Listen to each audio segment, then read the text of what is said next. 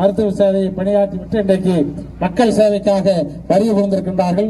ஒரு நல்ல அனுபவம் வாய்ந்த மருத்துவர், நல்ல பெண்களிடத்தில் அன்பாக பழகக்கூடியவர். அதனால் நீங்கள் வருகின்ற 23ஆம் தேதி அன்னைக்கு நமது வாக்களிக்க முதல் பட்டன் உதயசூரன் சின்னத்தில் வாக்களித்து பெருவாரியான வாக்கு வித்தியாசம் வெற்றி பெற செய்ய வேண்டும். ஆனால் குடிநீர் திட்டம் மூலவர் பேரூராட்சியில இன்னைக்கு எத்தனை லட்சம் மதிப்பீட்டுல 29 கோடி மதிப்பீட்டுல அமராவதியில இன்னைக்கு வெள்ள அமைத்து குடிநீர் திட்டம் இங்கே வந்திருக்கிறது என்று சொன்னால் பேரூராட்சி தலைவர் அவர்கள் முயற்சியினால் இன்றைக்கு அரசின் மூலமாக 29 கோடி கோட்டமல்லூர் ஒரு டேங்கு, நம்ம பஸ் ஸ்டாண்ட்ல ஒரு டேங்க் கட்டப்பட்டிருக்கிறது.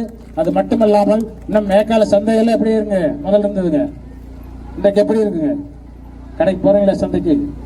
சிறப்பாக அந்த ஸ்டெண்ட் அமைக்கப்பட்டு மழை பெய்தால் கூட மழையில் நனையாத அளவுக்கு அனைத்து பொருளும் அங்கே வைத்து சிறப்பாக விற்பனை செய்யக்கூடிய அந்த திட்டம்.